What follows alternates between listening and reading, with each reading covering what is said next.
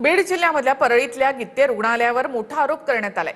बाळाचा गर्भातच मृत्यू होऊन सुद्धा पैसे उकळण्यासाठी मृत बाळ 22 तास त्या महिलेच्या गर्भाशयामध्ये ठेवल्याचा आरोप मुंडे कुटुंबाने केलेला आहे।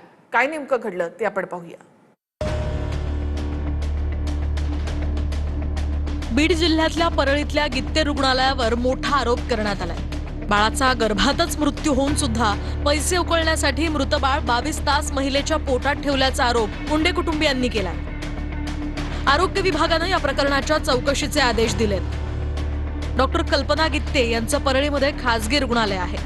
गरोदर राहिल्यापासून मुंडे कुटुंबातली एक महिला याच रुग्णालयामध्ये उपचार घेत होती। तर कल्पना गित्तेवर महिलेच्या पतीने काय आरोप केले आहेत तेही पहा। डॉक्टरांच्या उपचारातील हलगर्जीपणामुळे गर्भातील बाळाचा मृत्यू झाला।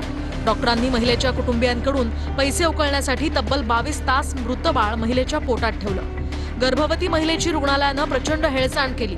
मृत बाळ पोटात ठेवून महिलेच्या जीवाशी खेळ केला।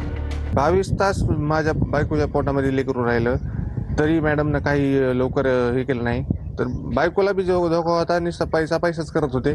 बायकोच्या जीवावर बी बेतलं होतं। बाळ दगावल्यानंतर किती पैसे मागणी केली? बाळ दगावल्यानंतर पण 42-43 रुपये मी देऊन टाकलेले आहेत। गित्ते रुग्णालयानं मुंडे कुटुंबियांचे आरोप फेटाळले।